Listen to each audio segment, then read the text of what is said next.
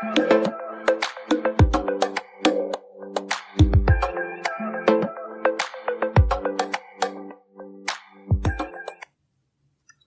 9th के exercise 7.1 का question number 3 है हमारे सामने।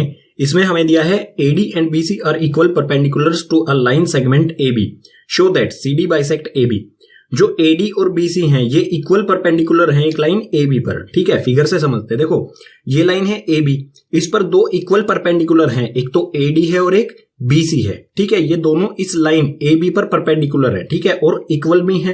ठीक है, परपेंडिकुलर होने का मतलब होगा 90 डिग्री एंगल बनाते हैं ये AB लाइन के साथ। ये एंगल भी 90 डिग्री और ये एंगल भी 90 डिग्री। ठीक है, 90 डिग्री एंगल के साथ साथ ये BC और AD इक्वल हैं।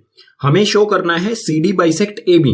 जो ये CD लाइन है ये AB को बाइसेक्ट करती है, और बाइसेक्ट करने का मतलब क्या होता है, दो इक्वल पार्ट्स में डिवाइड करना। यानी कि हमें क्या शो करना है, AO इक्वल्स टू BO। ठीक है, यहां पर मैं लिख लेता हूं AO इक्वल्स टू BO, ये हमें शो करना है। ठीक है, अगर AO और BO इक्वल होंगे तो हम कह सकते हैं कि CD जो है वो AB को बाइसेक्ट कर रही है।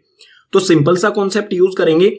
इस वाले ट्रायंगल को और इस वाले ट्रायंगल को अगर हम कॉन्ग्रुएंस प्रूव कर दें, उसके बाद ये वाली साइड और ये वाली साइड हो जाएगी इक्वल CPCT से।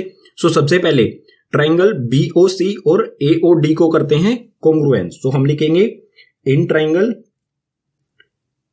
BOC एंड ट्रायंगल AOD, इन दोनों ट्रायंगल्स में देखते हैं क्या क्या चीजें हमें इक्वल दी गई हैं।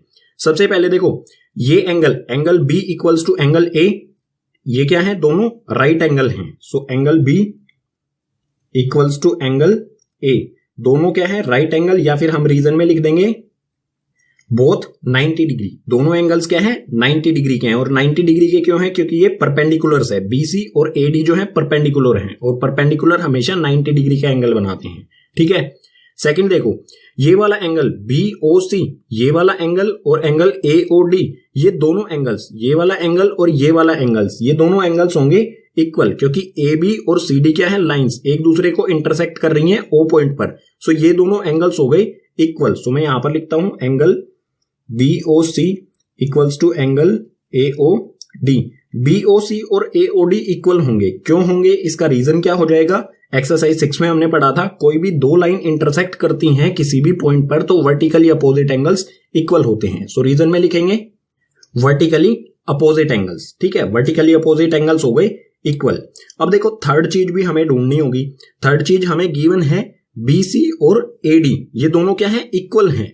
सो हम लिखेंगे BC इक्वल्स टू में AD, ये हो गया BC इक्वल्स टू में AD। रीजन में हम लिख देंगे गिवन, ये हो गया रीजन। ठीक है, हमें तीन चीज मिल गई। तीन चीज चाहिए हमें किसी भी ट्रायंगल्स को कॉन्ग्रुएंट प्रूव करने के लिए। सो यहां पर हम क्या लिखेंगे, triangle BOC congruent to triangle AOD। So यहां पर लिखते हैं ट्रायंगल BOC कॉन्ग्रुएंट का साइन और ट्रायंगल AOD, ये दोनों ट्रायंगल्स हो गए एक दूसरे के कॉन्ग्रुएंट। कौन से रूल से हुए, एंगल साइड से। ठीक है, ये हो गए एंगल साइड AAS रूल से। अब ये तो हो गए कॉन्ग्रुएंट। कॉन्ग्रुएंट होने के बाद हम लिख सकते हैं BO इक्वल्स टू AO। ठीक है, BO इक्वल्स टू AO, और BO इक्वल्स टू AO ये इक्वल क्यों हुए, बाय CPCT। ठीक है, ये हो गया CPCT से। अगर BO और AO इक्वल है तो हम कह सकते हैं कि CD जो लाइन है वो AB को बाइसेक्ट कर रही है। ठीक है, सो यहां पर लिख देंगे एक line, therefore it means CD bisect AB। ठीक है, ये हो गया हमारा क्वेश्चन नंबर 3 कंप्लीट।